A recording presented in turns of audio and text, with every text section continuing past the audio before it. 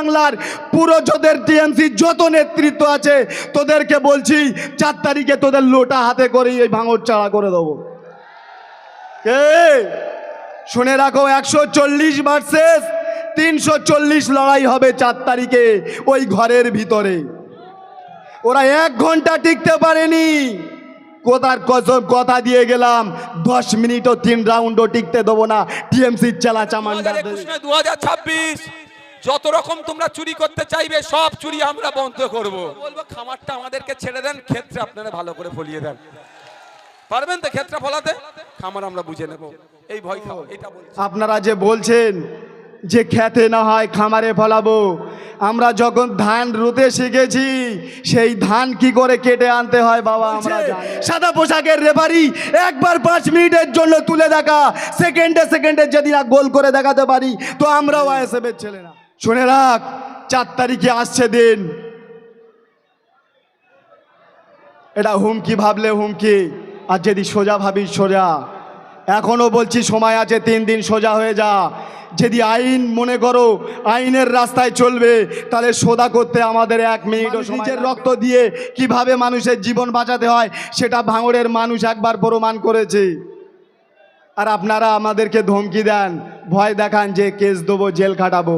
আরে ভাঙড়ে এমন কোনো বাড়ি নেই যে বাড়িতে জেল খাটতে বাকি আছে, যে বাড়ির একটা ছেলে কেস খেতে বাকি আছে। 2021 থেকে নয়, 2023 থেকে 2026 পর্যন্ত।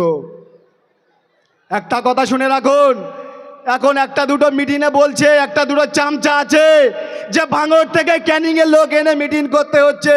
শুনে রাখ, আমরা রাতের অন্ধকারে যাইনি, দিনের আলোতে গিয়েছিলাম। যেখানে যাব সেখানে আইএসএফের ঝান্ডা গেড়ে আসবো। কে? আমরা ভাঙড়ের মানুষ, আমরা সব পারি।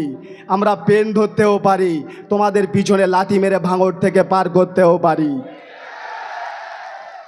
কে অসুবিধা হবে নাকি? ভয় লাগছে নাকি? 8টা থানা হয়েছে, কারুর অসুবিধা আছে? যদি 80টা থানাও করে, যদি টোটাল পশ্চিম বাংলার পুরো যাদের টিএমসি যত নেতৃত্ব আছে তোদেরকে বলছি 4 তারিখে তোদের লোটা হাতে করে এই ভাঙড় চাড়া করে দেবো। একের পর এক বড় বড় নেতৃত্ব তো ভাঙড়ে দিয়েছো সার্ভে করতে, কারুর ক্ষমতা হয়নি। আমরা নওশাদ সিদ্দিকী ভাইজান ছাড়া ভাইজান টোটাল পশ্চিম বাংলা চলেছে। আর আমরা যারা ছোটোখাটো আছি, তুমি তো আমাদের জব্দ করতে পারোনি। এখন তো ময়দানে আমাদের নেতা নওশাদ সিদ্দিকী ভাইজান আছে। কে? একটা থানায় যেতে গেলেও বলে আব্বা আমাদের মেরেছে, একটু থানায় এসো। কিন্তু আমাদের কি প্রয়োজন হয়? তোরা আব্বা ছাড়া একটা পতাকা মারতে পারিস না, তাহলে আবার আইএসএফের ছেলেদের হুমকি দেওয়ার কথা ভাবছিস রে? শুনে রাখ, 4 তারিখে আসছে দিন, এটা হুমকি ভাবলে হুমকি, আর যদি সোজা ভাবিস সোজা। এখনো বলছি সময় আছে, 3 দিন সোজা হয়ে যা। যদি আইন মনে করো আইনের রাস্তায় চলবে তাহলে সোজা করতে আমাদের 1 মিনিটও সময় লাগবে না। বলছে সাদা পোশাকের রেফারি একবার 5 মিনিটের জন্য তুলে দেখা, সেকেন্ডে যদি না গোল করে দেখাতে পারি তো আমরাও আইএসএফের ছেলে না। সেকেন্ডে গোল করিয়ে দেখিয়ে দেবো। রেফারি তোদের, ময়দান তোদের, খালি জনসমর্থন আমাদের। তোদের হাল এতেই বেহাল, তাই তো? কারুর কি তোমাদের কোনো লাগবে নাকি, ভাড়া লাগবে নাকি? 1300 টাকা দিয়ে কালকে লোক এনেছিল। এই জায়গায় 50 থেকে 60টা গাড়ি ছিল, তার ভিতরে 42টা বাইরের গাড়ি ছিল।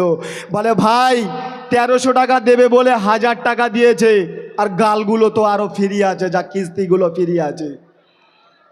আরে ভাঙড়ের মানুষের মুখে চেহারা দেখলে বোঝা যায় যে এটা ভাঙড়ের ছেলে, এটা ভাঙড়ের মা, এটা ভাঙড়ের বোন। তুই যতই বাইরে থেকে আনিস না কেন, এ ভাঙড়ের চেহারাটাই হলো আলাদা। আমরা জানি আমাদের বুথে তোদের 10 থেকে 15 জন টিকে আছে, তাহলে এত লোক আনিস কোথা থেকে? এখনো বলছে একটা কালকে মিটিং করবে, দম থাকে আধার কার্ড শো করে একবার তো দেখা। 5 বছর তো গলা ফাটিয়ে আসছে, দম থাকলে আধার কার্ড শো করে দেখা। তোমরা যদি কেউ আধার কার্ড এনে থাকো হাত তুলে দেখিয়ে দেবে, যাওয়ার সময় ক্যামেরাকে দেখিয়ে দেবে যে আমাদের এই ভাঙড়ে মিটিং করতে গেলে বড় ভ্যালপো বাস লাগে না, বড় 407 লাগে না। আজকে সবাই দেখো বেশিরভাগ গাড়ি ছাড়াই হেঁটে পদমিছিল করে এসেছে। পদমিছিল করে হাড়োয়া থেকে আসা কি সম্ভব?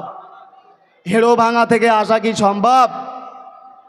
শুনে রাখো, আপনারা যে বলছেন যে খেতে না হয় খামারে ফলাবো, আমরা যখন ধান রুতে শিখেছি সেই ধান কি করে কেটে আনতে হয় বাবা আমরা জানি।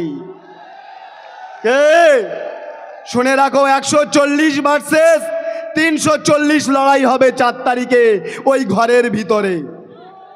ওরা 1 ঘন্টা টিকতে পারেনি। কোথার কসম কথা দিয়ে গেলাম 10 মিনিটও 3 রাউন্ডও টিকতে দেবো না টিএমসির চেলা চামান্ডাদের। আজ শুনে রাখো, গর্ব করে বলে যে ভাঙড়ে এই রাজনীতি করতে এসে কোথাকার মানুষের সিট দাঁড়ার কত দাম জানি না, আমরা বলতে পারি ভাঙড়ের ছেলেদের, ভাঙড়ের যুবকদের সব থেকে সিট দাঁড়ার মূল্য আজকে বেশি। এদের সিট দাঁড়ার দাম এরা এত রেখেছে যে কোনো রকমে পাচ্ছে না। সিট দাঁড়া মেরে মেরে কেস খাইয়ে তো জব্দ করতে পারছে না। টাকার অঙ্কে বলছে এখন কে এদেরকে কিনে নেওয়া হবে। শুনে রাখ, এটা ভাঙড়ের যুবক, এদেরকে কেনা এত স্বভাব তোদের সোজা হবে না রে ভাই। তবে আমরা টোটাল পশ্চিমবাংলাকে লড়াই করতে শিখিয়েছিলাম। আজ বলে দিই, কিছুদিন আগে আমরা 26,000 ব্যালট দিয়ে 26,000 আমাদের মঞ্চে এখানে এসে উপস্থিত হয়েছেন। ইতিপূর্বে আপনারা দেখেছেন যে আরাবুল ইসলাম সাহেব উপস্থিত হয়েছেন এবং তার সঙ্গে সঙ্গে বাপি সোরেন মহাশয় আমাদের বোলপুরের প্রার্থী, তিনি উপস্থিত হয়েছেন। আর এই মুহূর্তে মঞ্চে যাকে আলোকিত করার জন্য দেখতে পাচ্ছেন,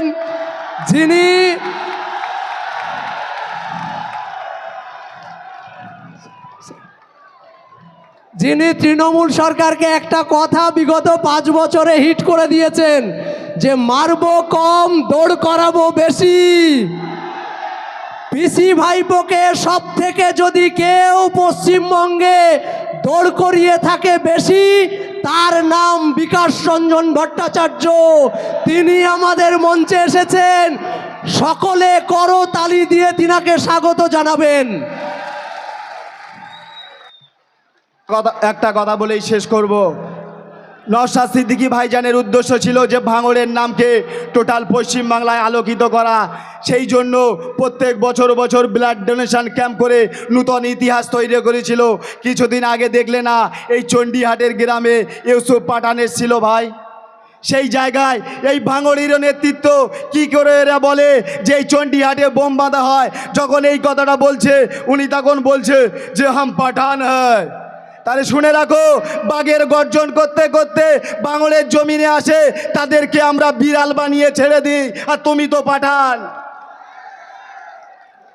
আমরা যদি বাঘ জব্দ করতে পারি, পাঠান জব্দ করতে আমাদের বেশিক্ষণ সময় লাগবে না। এই বলে আমি সংক্ষিপ্ত বক্তব্য এখানে ইতি করলাম। ইনকিলাব জিন্দাবাদ, ইন্ডিয়ান সেকুলার ফ্রন্ট জিন্দাবাদ, আইএসএফ জিন্দাবাদ। কারিমুল ভাইকে অসংখ্য ধন্যবাদ তার সংক্ষিপ্ত এবং সুন্দর বক্তব্যের জন্যে। ইতিপূর্বেই যে সমস্ত